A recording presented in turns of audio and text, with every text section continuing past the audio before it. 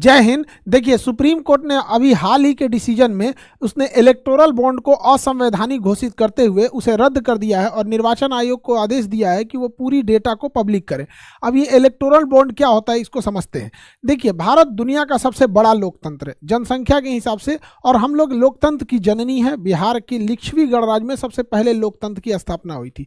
अब लोकतंत्र में होता है जनता की चुनी हुई सरकार आती है जो हर 5 सालों पर वोट देती है, लेकिन इस वोट को जीतने के लिए अलग अलग पार्टियों में होड़ लगी रहती है चुनाव को लेकर। अब इस चुनाव में बहुत ज़्यादा खर्च होते हैं और ये खर्च कई तरह से होते हैं। एक जो फ्रंट से दिखते हैं, जैसे हेलीकॉप्टर हो गया, रैली हो गई, तंबू, टेंट, समियाना, पता नहीं क्या क्या, लाइट बत्ती, ये सब लगाया जाता है, खाना पीना सब खिलाया जाता है।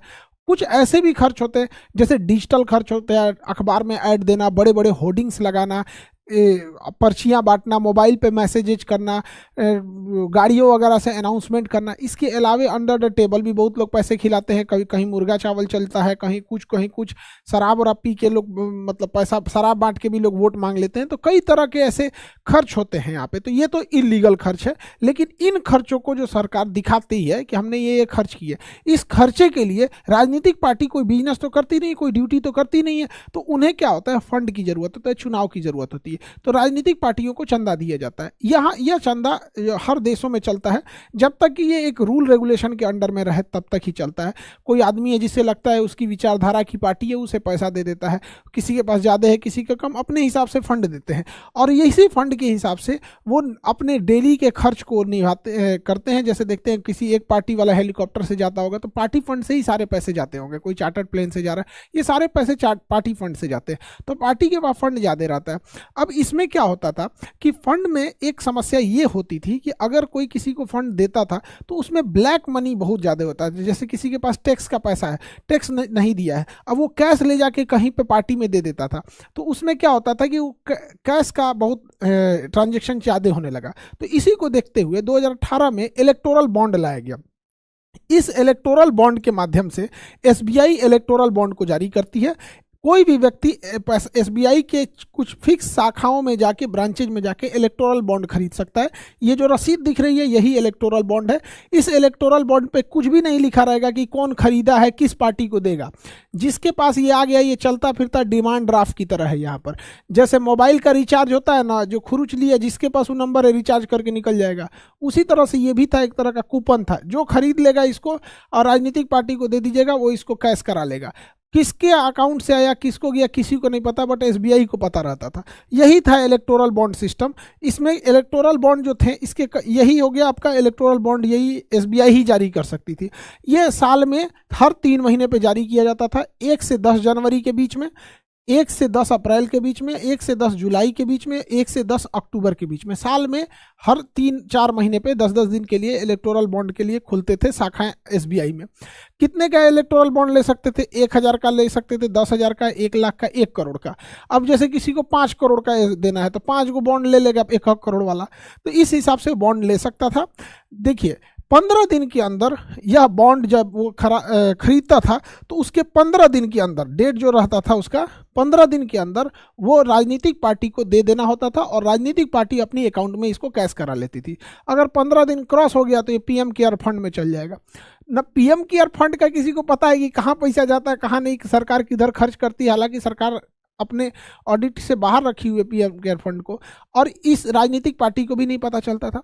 तो जैसे ये रूल आया तो इसमें एक चीज़ तो अच्छा था कि इसमें कोई भी व्यक्ति जो इलेक्टोरल बॉन्ड खरीदेगा उसे अपना आधार, पैन यानी केवाईसी देना होगा। तो केवल एसबीआई को पता रहेगा कि किस आदमी ने ये लिया है। कोई भी व्यक्ति अगर वो पैसा चंदा खरीद लेता है तो इलेक्टोरल बॉन्ड से दे देता है। इससे एक फ़ायदा था कि कोई व्यक्ति किसे चंदा दिया ये पता ही नहीं चलता था, बस उसे इलेक्टोरल बॉन्ड से दिखता था। लेकिन इसमें कुछ गड़बड़ी धीरे धीरे आने लगी। कई सारे इसके नियम कानून थे इलेक्टोरल बॉन्ड का। जब ये 2018 में आया तो 2022 तक, क्योंकि 2023 का आंकड़ा अभी सरकार ने दिया नहीं है इलेक्टोरल बॉन्ड का, तो जब से स्टार्ट हुआ यानी 2017-18 के फाइनेंशियल ईयर से, और 2021 2023 का डेटा अभी सरकार नहीं दी है। इस दौरान लगभग 9,000 करोड़ का चंदा आया है। ये इंडियन एक्सप्रेस के हिसाब से ये उसका डेटा है, इंडियन एक्सप्रेस का। तो 9,000 करोड़ का जो टोटल फंडिंग आई इलेक्टोरल बॉन्ड से, जिसमें सबसे ज्यादा फंडिंग बीजेपी की आई, अकेले लगभग 5,000 करोड़। सेकंड नंबर पे कांग्रेस थी, उसको लगभग 1,000 करोड़ के आसपास, 952 के आसपास आई। तृणमूल कांग्रेस आई 700-750 करोड़ के आसपास। तो ये तीन सबसे बड़ी पार्टियां थी।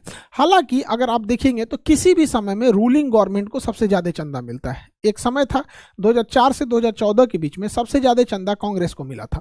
तो कहीं पे भी ये होता है, ये रूल रेगुलेशन, मतलब एक तरह का समझिए ट्रेंड है कि कहीं पे भी फंडिंग जो होती है वो रूलिंग गवर्नमेंट को मिलती है। जैसे अभी के टाइम पे रूलिंग गवर्नमेंट में बीजेपी, इसको चंदा ज्यादा मिला है। एक समय अगर कोई और पार्टी रूलिंग में आएगी तो उसे भी मिलेगा। लेकिन ये इतना पैसा इनके पास 5,000 करोड़, 950 करोड़, 750 करोड़, 650 करोड़, तो इतने पैसे किसने दिया ये कोई नहीं जान सकता था। और इन पार्टियों ने भी इस संशोधन का कोई विरोध नहीं किया क्योंकि सबको मिल रहा था। लेकिन उर्जित आर पटेल जो आरबीआई के गवर्नर थे, उन्होंने कहा था कि इससे ये एक तरह का समझ जाइए कि इससे ना मनी लॉन्ड्रिंग की समस्या उत्पन्न हो जाएगी। तो ये आरबीआई का कथन था, रिजर्व बैंक ऑफ इंडिया का। यहाँ पे एडीआर एक संगठन है, एसोसिएशन फॉर डेमोक्रेटिक रिफॉर्म। ये चुनाव में किस तरह से पारदर्शिता ला जाए उस पर यह काम करती है। उसने एक केस कर दिया सुप्रीम कोर्ट में कि इसकी गहन जांच हो जाए।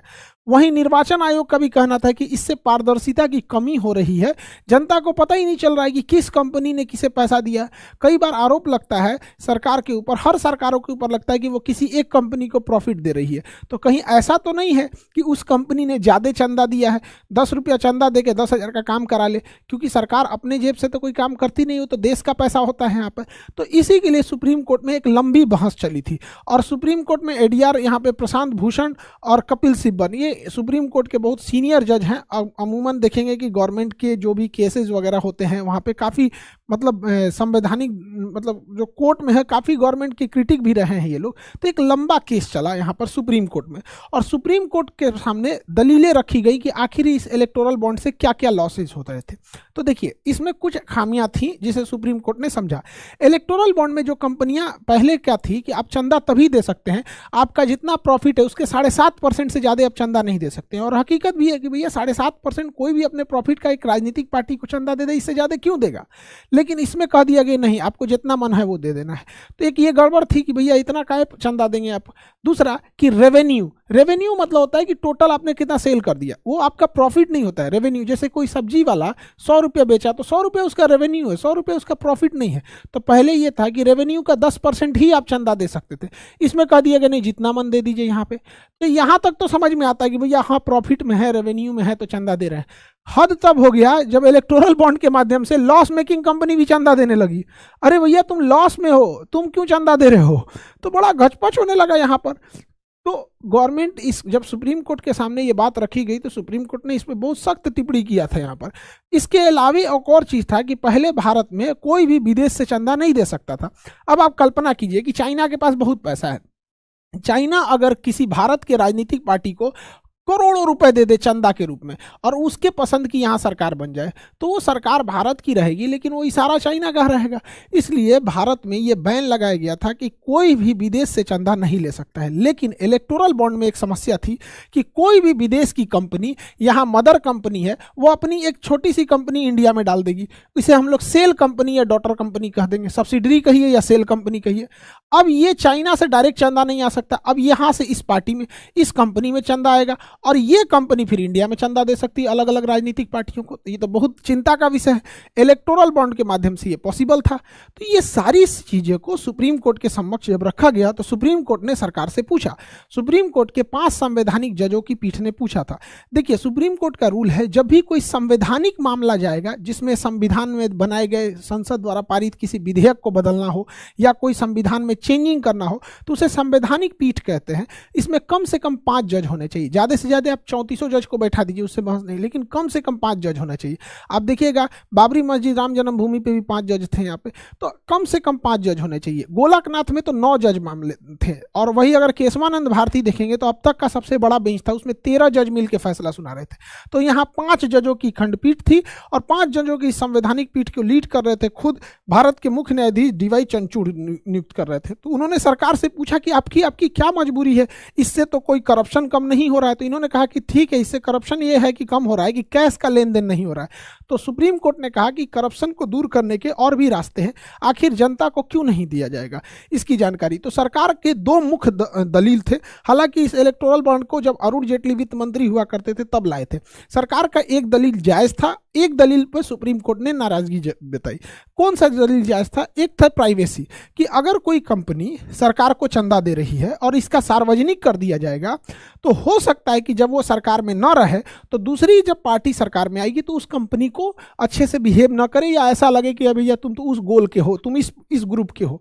तो ये सरकार का दलील भी ठीक था कि आप चंदा दे रहे हैं, सार्वजनिक अगर हो जाता है तो थोड़ा दिक्कत है। लेकिन फिर लोकतंत्र का मतलब क्या होता है, पारदर्शिता का मतलब क्या होता है, उस हिसाब से तो हर कंपनियों को अपना सब कुछ लोड करना पड़ता है वेबसाइट पे कि कितना प्रॉफिट आया, कितना लॉस आया, क्या हुआ। तो वो भी कह सकती हैं कि तो हमारा भी तो दिक्कत होगा भैया, लोगों को लगेगा ये कंपनी डूबने वाली है, हम क्यों अपलोड करेंगे।